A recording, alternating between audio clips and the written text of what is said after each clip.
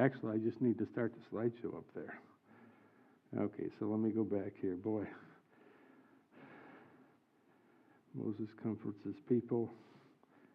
Okay, let's start there. I'm going to get into the slideshow here so you can see.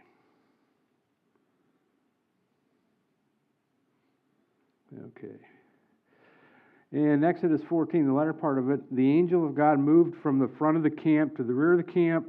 Yahweh parts the Red Sea. In the morning watch, Yahweh looks through the pillar of fire and cloud and troubled the Egyptians.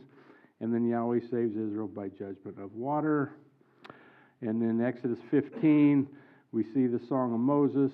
Pharaoh's goal is to overtake, divide, and destroy Israel. It was thwarted, and Yahweh in His mercy redeemed Israel, guided them to His habitation, and Yahweh promised to plant them in His mountain of the inheritance, where He will dwell in the sanctuary. So those are the main highlights.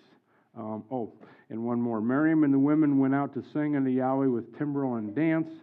The children of Israel murmured because of the bitter waters. The waters were made sweet.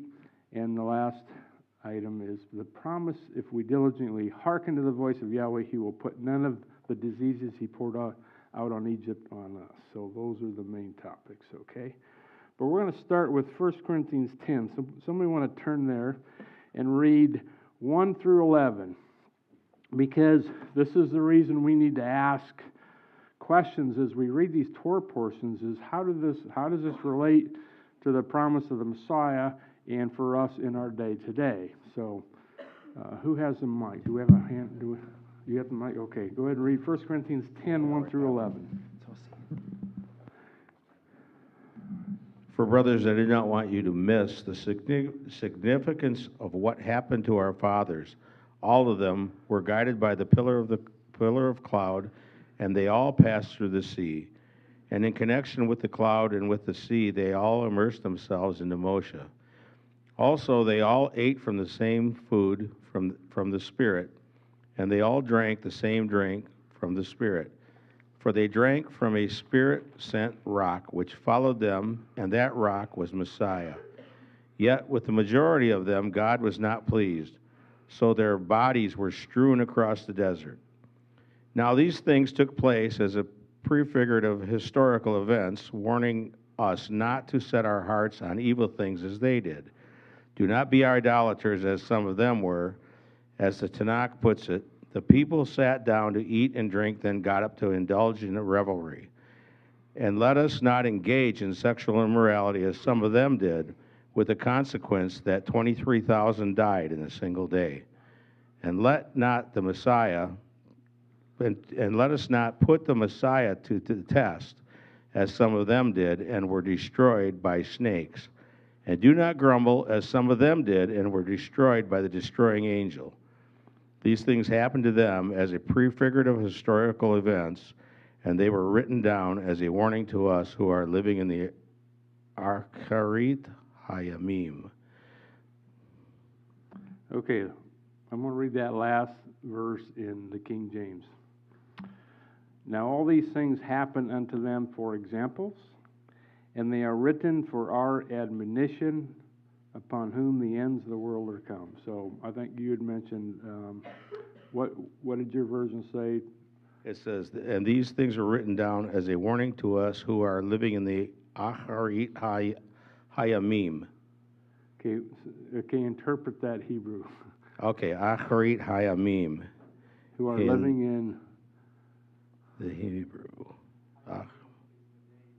The days. Hayamim would, yeah. Let me see if I can look it up. So basically, these examples of the Exodus and the problems they encountered were written for those in the latter days. Okay, specifically. I mean, every generation can learn from these things, but specifically, these things were written for us in the latter days. Now, why is that? Okay, so think about that as we go through the Torah portion today. Okay, so somebody want to read Exodus 13, 17 through 20? We're going to try to read through the whole Torah portion this morning and then go back and comment. Okay, Exodus 13, 17 through 22.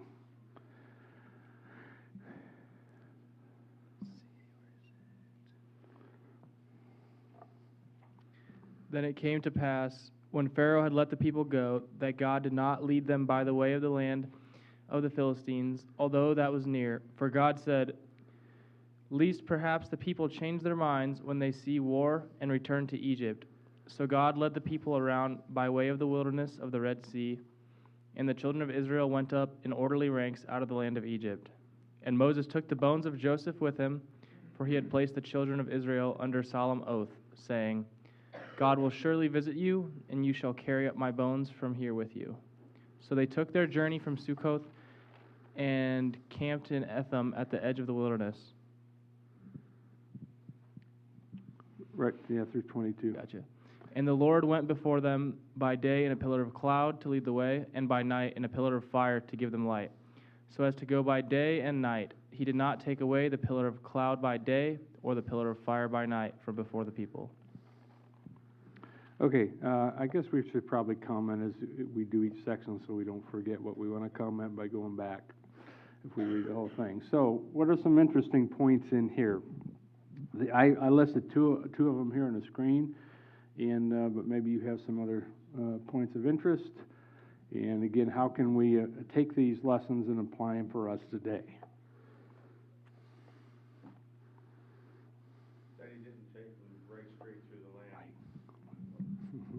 I find it that he didn't take them right straight to the promised land, and leading them through the fire, so to speak, but kind of started to prepare them a little by little. Yeah. Kind of like sending them to boot camp. Yeah. Doesn't that kind of remind you of the text that said that Yahweh will not allow any temptation to come upon you greater than what you can handle? Does it kind of bring that? He won't allow us to go through anything that he hasn't prepared us for. Yeah. So all our suffering is just preparation. Any other thoughts? So I'd like to touch on this one point of interest I put up here, that when the Israelites left Egypt, they took Joseph's bones with them. And so what is that a picture of? I know it was confirming some prophecies, but if we look at this as like a messianic prophecy, what does this remind you of? While you're thinking about it, Ezekiel 37. Ezekiel 37, it's the prophecy to Ezekiel where Yahweh gave him a vision. And it was a vision of the dry bones. And he asked Ezekiel, this is in Ezekiel 37, 1 through 14, and where it says, the hand of Yahweh was upon me, and he carried me out in the spirit of Yahweh, and set me down in the midst of the valley, which was full of bones. And he asked him, can these bones live? I'm kind of jumping through here. And I answered, and he says, oh, Yahweh, you know. And again the prophecy came to me, prophesy upon these bones, and say unto them, O dry bones, hear the word of Yahweh. And and thus saith Yahweh unto these bones, behold, I will cause breath enter into you, and you shall live. And I will lay sinews upon you, bring the flesh back upon you, cover you with skin, put breath in you, and you shall live, and you shall know that I am Yahweh. And if you go on down in verse 12, therefore prophesy and say to them, thus saith Yahweh, behold, O my people, I will open your graves and cause you to come up out of your graves and bring you into the land of Israel. And ye shall know that I am Yahweh when I have opened your graves, O my people, and brought you up out of your graves, and shall put my spirit in you, ye shall live, and I will place you in your own land. Then shall you know that I, Yahweh, have spoken it and performed it, says Yahweh. So this story of them carrying Joseph's bones up out of Egypt, and where were they taking them? To the promised land. And it wasn't only just to fulfill a prophecy that would happen, but for us, it's telling us the story of the future Messianic age, and when he's going to take our bones, and he's going to raise us up, put flesh back on us, put breath in us, and take us and plant us in the land of Israel. Okay, so can you see how these stories, tell us a messianic prophecy, and a future of a resurrection and the hope of eternal life. You see that? Okay, and the second point in here in these verses, Yahweh went before them by day in a pillar of cloud, and by night a pillar of fire. So how does that affect us, or how does that relate to us today, or does it? Is there any relevance to that for us today? Well, if we go back to Corinthians 10, if those things were written for our examples, for us upon whom the ends of the ages are come, then how does that apply? Well, let's go to Isaiah chapter 4, verses 2 through 6, and it says this. It says, "In that day shall the branch of Yahweh be beautiful and glorious, and the fruit of the earth shall be excellent and comely for them that are escaped of Israel. And it shall come to pass that he that is left in Zion and he that remaineth in Jerusalem shall be called holy, even every one that is written among the living in Jerusalem. And when Yahweh shall have washed away the filth of the daughters of Zion, and shall have purged the blood of Jerusalem from the midst thereof, by the spirit of judgment and by the spirit of burning. And Yahweh will create upon every dwelling place," now listen, Yahweh will create upon every dwelling place of Mount Zion, and upon her assemblies, a cloud and smoke by day, and the shining of a flaming fire by night. For upon all the glory shall be a defense. And there shall be a tabernacle for a shadow in the daytime from the heat, and for a place of refuge, and for a covert from storm and from rain. Ray. Every dwelling place, is that every house? Well, it mentions assemblies, and that word in Hebrew is mikra, and it means a calling out, of a special people, a calling out, an assembly. So I understand it as assemblies, and we have the prophecies that talk about how in the last days that he's gonna from the four corners of the earth he's gonna bring his people back to the land.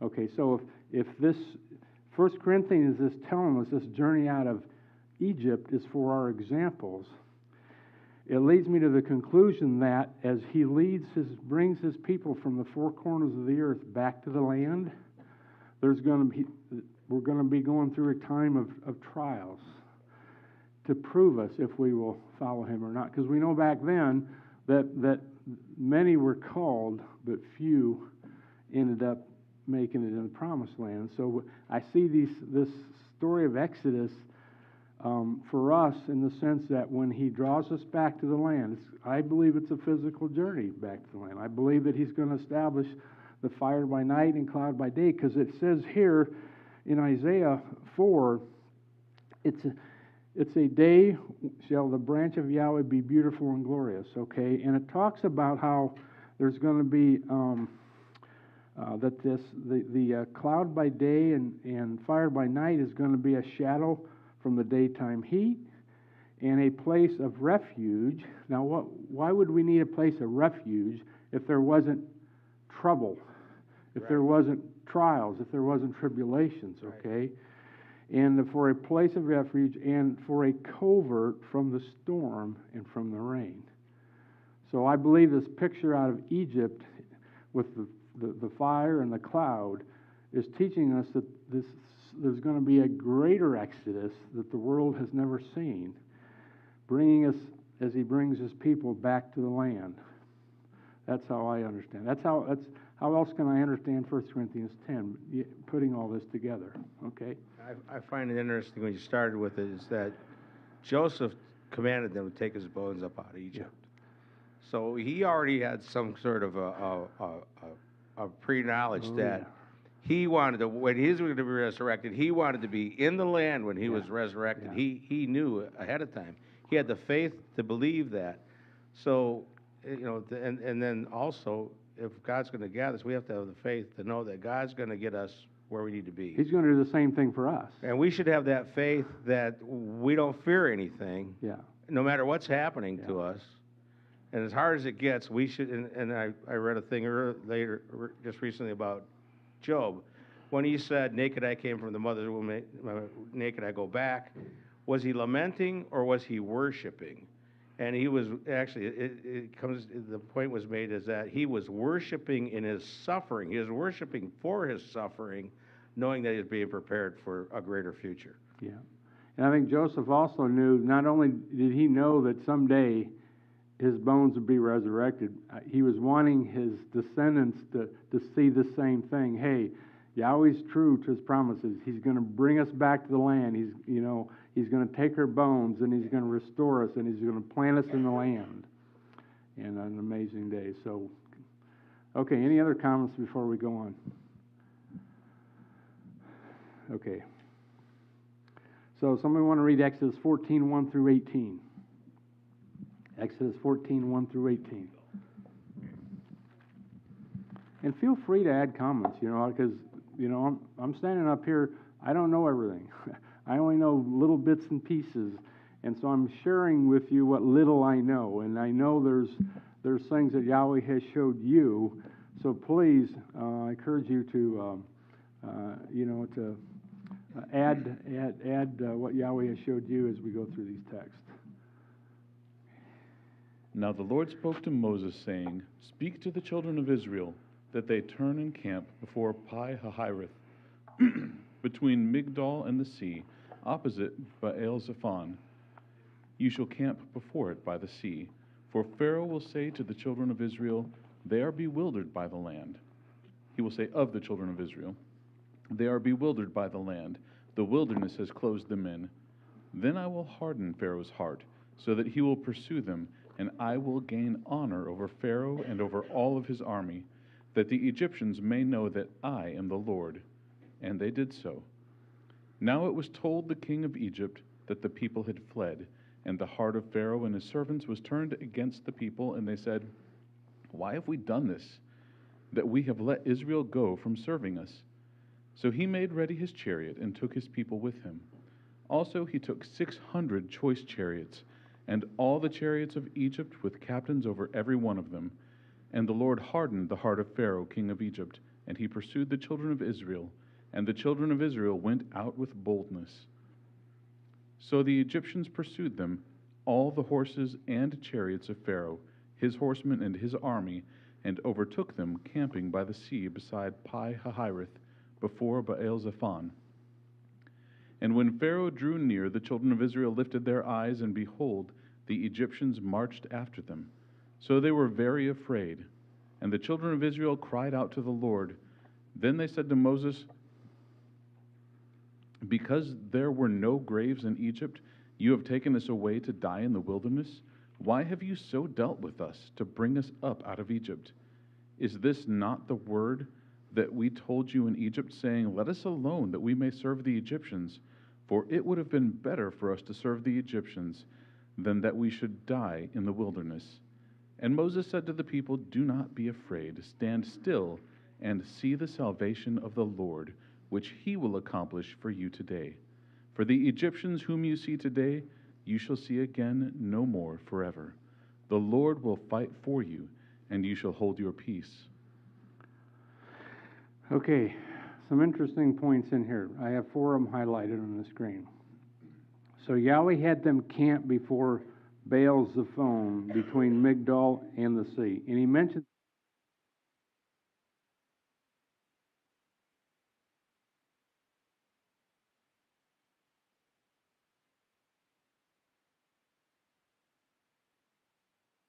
Baal-zephon. So I have a commentary here. It was told that Pharaoh had to accompany the Jews and see what they would do at the end of their 3-day journey. They returned and reported, the spies returned and reported the Jews had no intention of coming back to slavery. Even though they had retreated back toward Egypt, this indicated possible confusion on their part. In other words, as they journeyed, it sounds like they had to come back just a little bit and camp in this place here. But not a desire to end their brief excursion into freedom.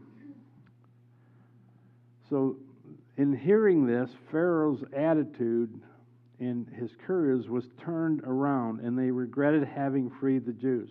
Pharaoh spoke as if there was no conceivable reason for him to have freed the Jews. He had forgotten the plagues, the devastation of his land, the death of his own firstborn. This passage teaches us an important lesson in human nature. When a person's own interests are involved and his desires aroused, he can rationalize everything in his favor, as Pharaoh did when he decided that the survival of the idol Baal-Zephon was an idol, and it was the only one that wasn't destroyed in the plagues of Egypt, which when spies came back with the report that they were in the wilderness and they appeared to be confused and they were there encamped by Baal-Zephon, that Pharaoh got in his mind that, hey, this is my God coming to our rescue, and a sign that we should go and take them. And so it's interesting. Yahweh placed them, encamped them here before Baal-Zephon for a very specific reason. And we can read on. And it says, and having spent 3 days traveling away from Egypt, the Jews now retreated and retraced their steps, coming to a halt before Baal-Zephon, the only idol that had not been destroyed before the Exodus.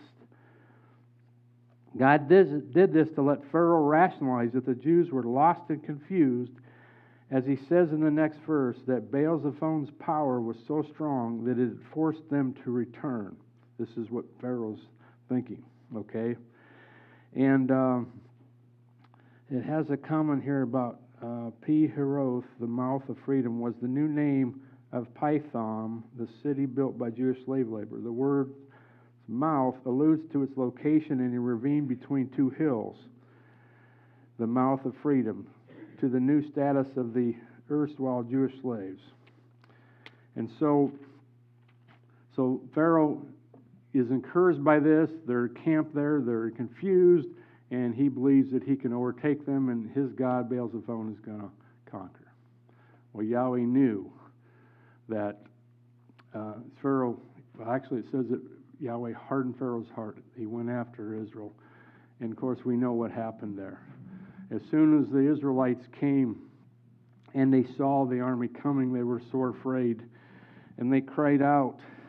And Moses said in verse 13, he says, "Fear not, stand still and see the salvation of Yahweh, for which he will show to you this day. For the Egyptians whom you have seen today, you shall see them again no more forever. For Yahweh shall fight for you, and you shall hold your peace." And so Moses comforts his people with these words. And so if we look at, bringing this into our day and the trials and tribulations that we go through, do we often get to a point in the wilderness where we're confused, where it seems like there's no hope? We see the enemy, coming up upon us. And what is Yahweh teaching us here? There's only one solution: to cry out to him, to fear not, and to see the salvation of Yahweh. And it was a mighty salvation. But here's the other thing it teaches us about the Messianic age: that there's only one way. The Israelites saw death coming upon them. They saw no hope. They believed that their grave was going to be there in the wilderness. And in a sense, our graves were destined to the same place. We're all going to end up in the grave, and we see that, okay? And so we can often get fearful of that and say, where is our hope? And what Yahweh's teaching us, there is hope. There is salvation. All we do is we cry out. And even though we may go to a grave, he's going to come to our rescue. He's going to be our salvation, and he's going to pull us up. And then he takes Israel through the Red Sea. We haven't got to that part yet, but he takes us through a Red Sea. And Paul talks about this journey going to the Red Sea as like a baptism. He says they were all baptized in the cloud and in the sea. Okay, and we all know what that represents: going down in the water and coming back up alive. Our enemies destroyed. We're saved. So he's teaching us the same thing, that even though we're going to end up in the grave, the enemy thinks he's got us, he's won the battle. Yahweh says, no, I'm the one that's going to win your battle. So we can see all these messianic prophecies and the prophecies of resurrection, and then our hope is always in him. Any comments? Yes, William.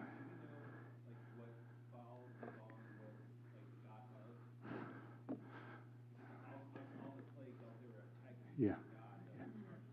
Yeah. So the question is, do we know what type of God that Baal-zephon was? What was he control over? Because they had a God for everything, for the harvest, for the rain, for the land, for the water. Any comments? Translation reads, journey. Ha-ha-ha-ha-roth is journey, and it says the place of encamp. But I kind of think that when he talks about in Corinthians, he said these are the end times. Is that the last? He said you said the last idol to be destroyed.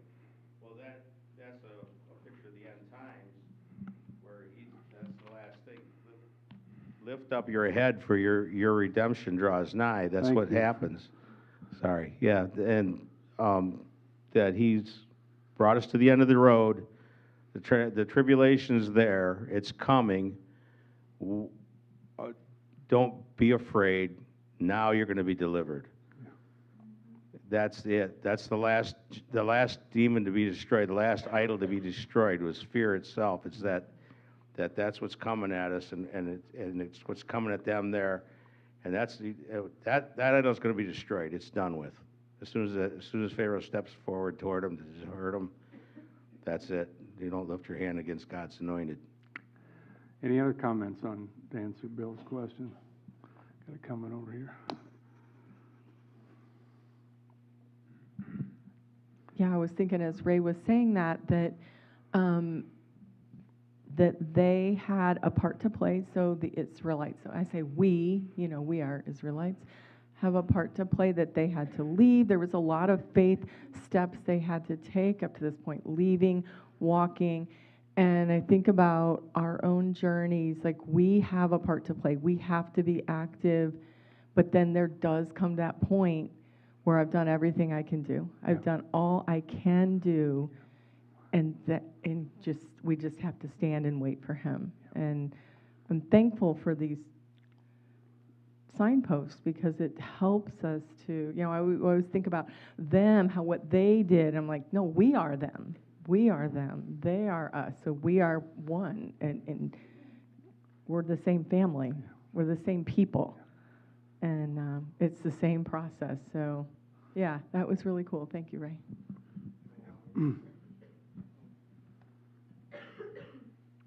What's the instruction? When you see the evil one standing in the holy place where he should not be, flee to the mountains. Don't go in the house. Don't go on and get anything to take with you.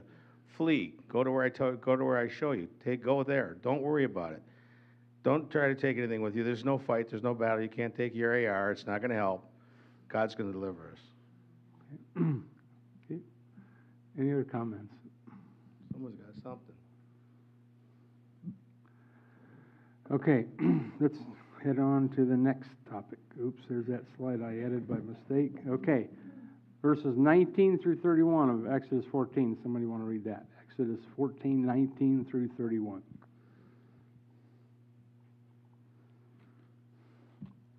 We got in the back here.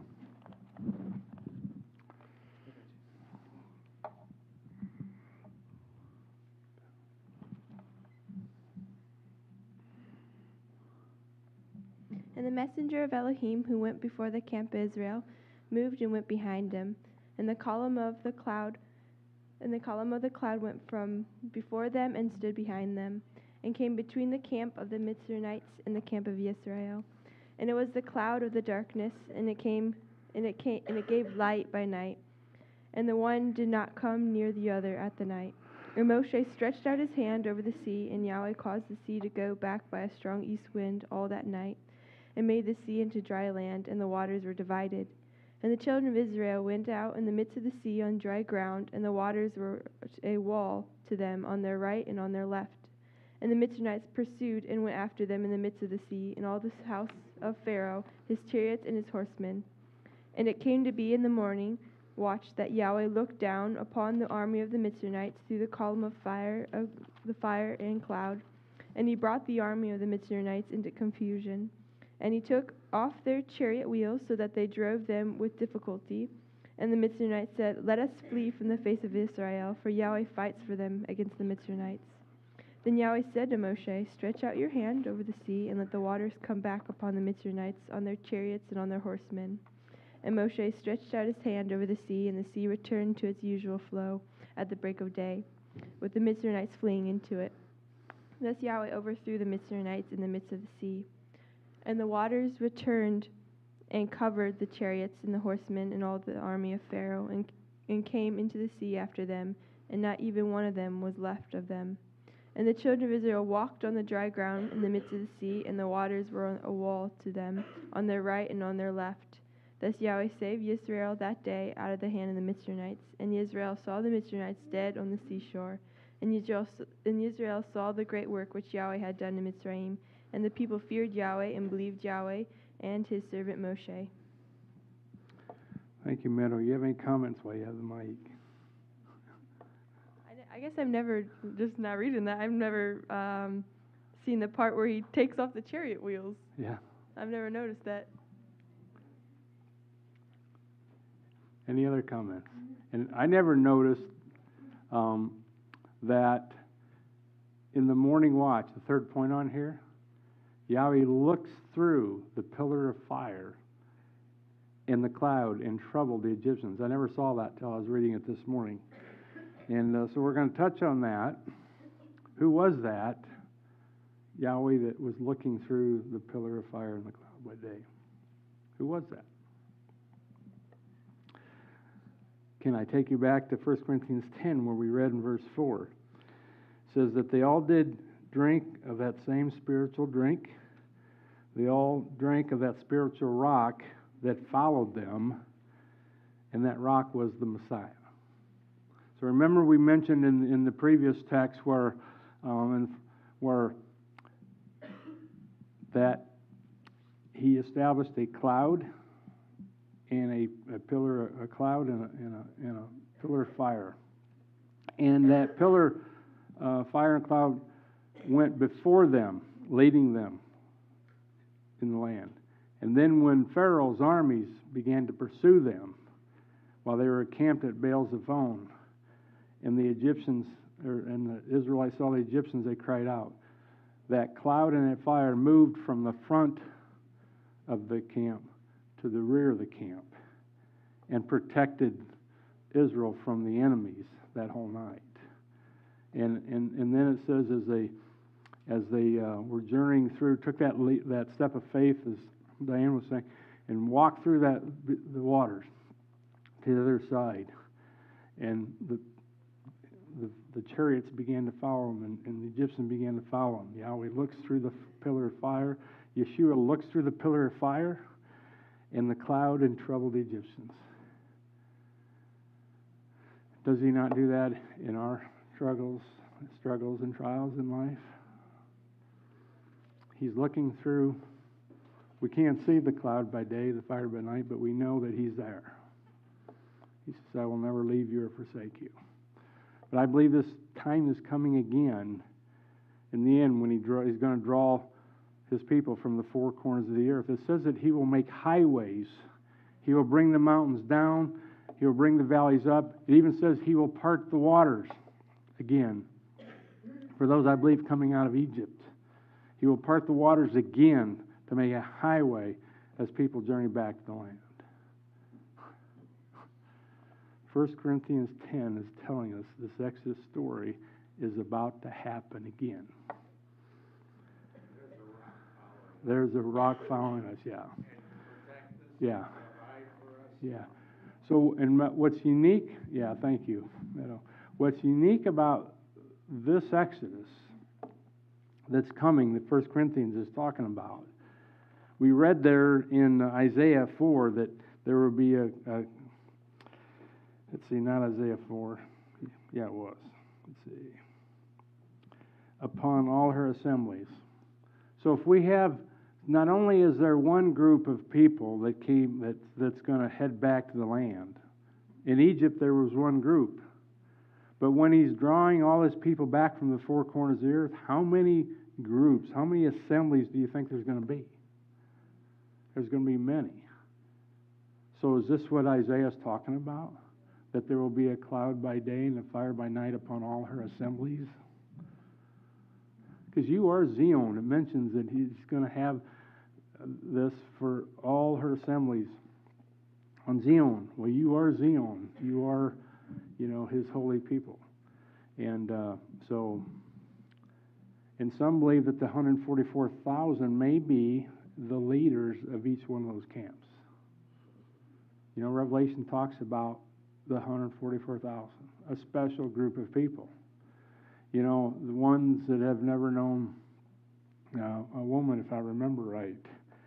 And so we know that the one that led Israel out of Egypt, Yahweh used Moses, a man who was the meekest of all men on the face, and he would talk face to face with him like no other.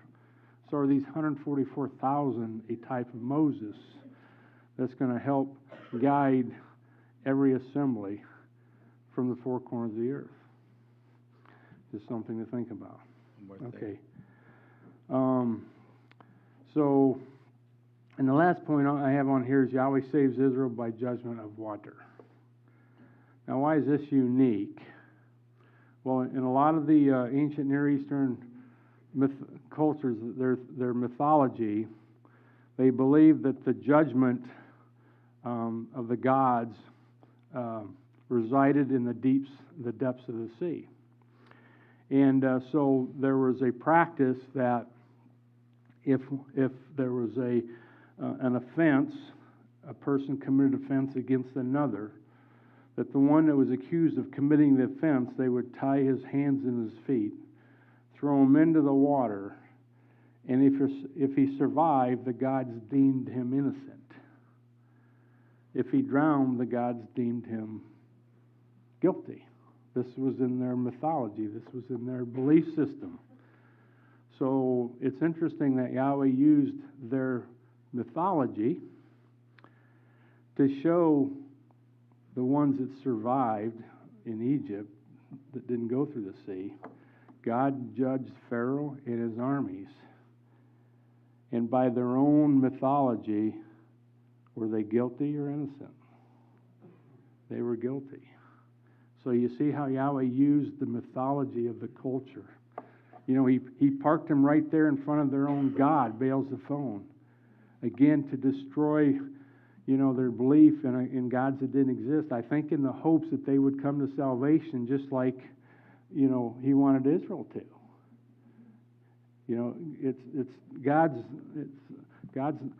It's his desire and will that none should perish. So I believe that he was, and there were many that came out with Israel that were not Israel. It was a mixed multitude. So I think many Egyptians came out.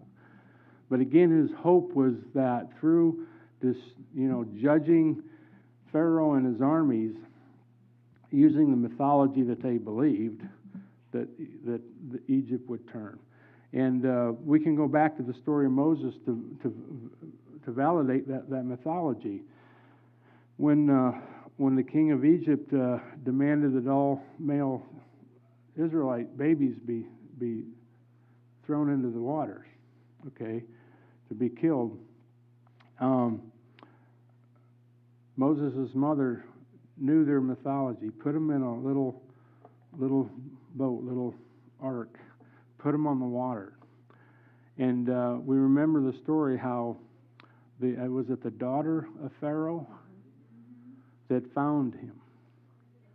She had no choice but to keep him, because according to their own mythology, this little boy was saved from the water, from drowning, and therefore the gods deemed him innocent. So that's why she took him in, because of their own mythology. You see how Yahweh, he's an amazing God. And again, his hopes is that they would turn, that the nations would turn. But Yahweh saved Israel by judgment of water. Mike, Go ahead. I have a quick question. Yes. Can you clarify for me whether Pharaoh died in the water? Because Well, that was unclear with the play the other night, and what I understood in Scripture before. So I can't say with certainty based on the way the scriptures read, because it says those that went in, everyone that went in perished. Now the rabbis, at least the sages from what I've read here, they believe that he was the first to go in, because he was the most arrogant, the most proud, saying, hey, you know, Baal's the phone is on our side. But I can't decipher with certainty if he did or not. Does anybody have any comments on that? Mike? Let's give Mike the mic back there. Or did you have a comment, Diane, while you got the mic? I was going to ask Donnie, I'm going to put him on the spot, if you could do this after Mike shares, though. But I wonder if, because I don't know how to articulate this, but if you could talk about when the chariots and the wheels fell off and how the spiritual battle and how that ties to Ezekiel, and the spiritual battle that was won at I don't know how to articulate it, but maybe after Mike shares, can you talk about that?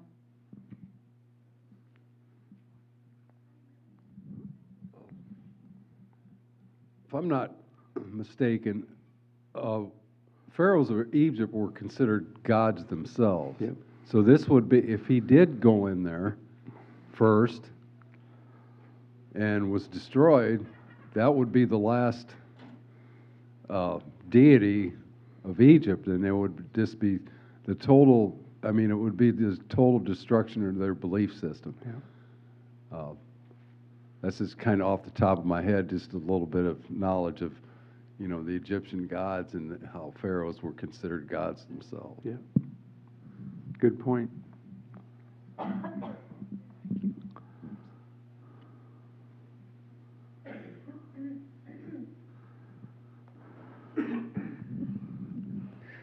Okay.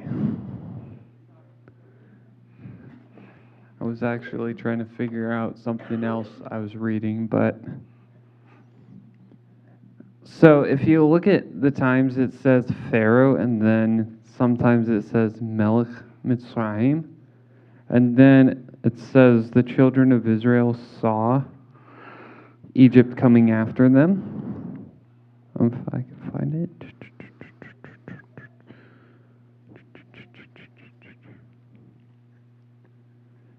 Verse 10 of chapter 14, it says, V'hinei Mitzrayim nosea acharechem. It's showing it in the singular. Mitzrayim, singular Hebrew, was approaching after them. And the rabbis actually say that really what they saw, I would have to go back. It's been a while since I checked this. But really what they saw was the spiritual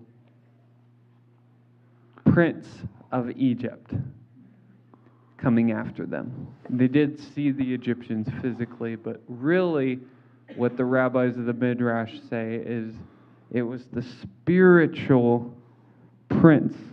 Says Rashi, Chera'u sar shel Mitzrayim. They saw the prince of Egypt coming after them. They saw the angel of Egypt coming after them. Just like you remember Persia, right? The prince of Persia, how he was a spiritual entity. You remember God in his council, he established these angels over specific countries. And the reason why one of God's angels could not reach Daniel was because Persia had its own spiritual entity. So in Egypt, they had this Baal Zephon is like this idol that brings death. Yeah, I got 5 minutes, they're telling me. They're showing me that. I am going to wrap up. Baal Zephon literally means a hidden lord or hidden master. It's like Zephon means north or hidden. So, if you go to Ezekiel, you'll notice how the Chayot, the angels that ascend before the heavenly throne, what is next to them? Chariot wheels. It's almost like these angels, they have like their soul is bound up in this chariot wheel. So when the 600 chariots are coming after them, and they see these chariots. What they're really seeing is the spiritual entity of Egypt come. And when the wheels start falling off, what the rabbis see is what happens is that even that spiritual entity is being drowned in the ocean. So, yeah.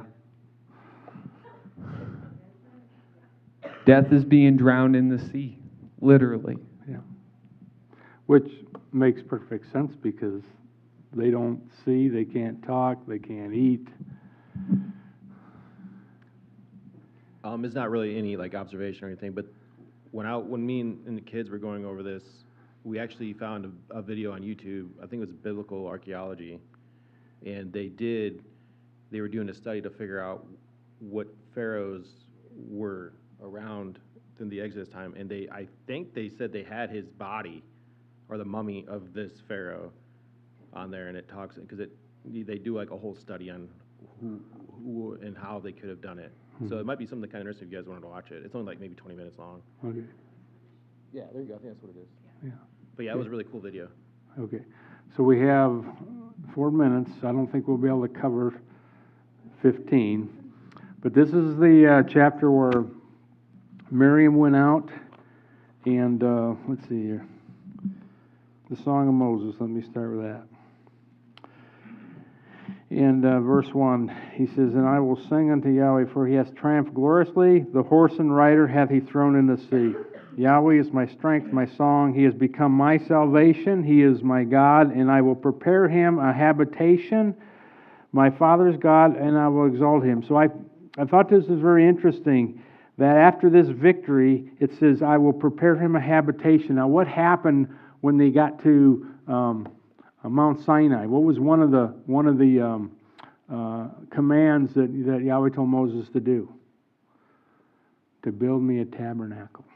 Okay, so even before they get there, Yahweh purposed in his heart that I will prepare him a habitation. Moses is declaring this: Yahweh is my strength, my song, my salvation. He is my God, and I will prepare him a habitation. So actually, it looks like Yahweh put it in his heart to want to prepare him a dwelling place. Okay, and then moving down, verse 9. This was the goal of the enemy. And it's interesting, it's the same goal of the enemy that Yeshua mentioned in the New Testament. He says, the enemy said, Pharaoh said, "I will pursue, I will overtake, I will divide the spoil. My lust shall be satisfied upon them. I will draw my sword, my hand shall destroy them." In the New Testament, Yeshua said that, what does Satan come to do? To steal, kill, and destroy. The very same purpose that Pharaoh had purposed in his heart. So Satan's using Pharaoh, to accomplish Satan's goal, right? So I thought that was interesting. And then in verse 13, "Thou in your mercy hast led forth the people which you have redeemed. You have guided them in thy strength unto thy holy habitation." So he mentions this habitation again. He's guiding, he redeemed them, he bought them, he purchased them. Now he's taking them to the promised land, into a place where he will, to his holy habitation. Okay? Verse 17, "And thou shalt bring them and plant them in the mountain of thine inheritance, in the place, O Yahweh, which you have made for thee to dwell in the sanctuary, O Yahweh, which thy hands have established." So he's talking about the temple even before they go to Mount Sinai to build the tabernacle. He says, "I will plant you in the land. I will bring you to my mountain that I have made for thee to dwell in the sanctuary." So I thought that was interesting. "And Yahweh shall reign forever and ever." That is a messianic, that is a millennial prophecy right there. And that's why I believe the temple will be restored during the millennium. It's his sanctuary. Okay, during that time. Okay. So we're just, actually we're out of time. The last few verses, "Miriam and the women went out to sing unto Yahweh with timbrel dance. The children of Israel murmured because of bitter waters. The waters were made sweet. And then the last promise, if we diligently hearken to the voice of Yahweh to keep his commandments, statutes, and judgments, he will put none of the diseases he poured upon the Egyptians on us. So may Yahweh bless the reading of the Torah. All right, thank you for all your comments. And we'll take a half-hour break, and then we'll pick up our next session of the service today. Thank you.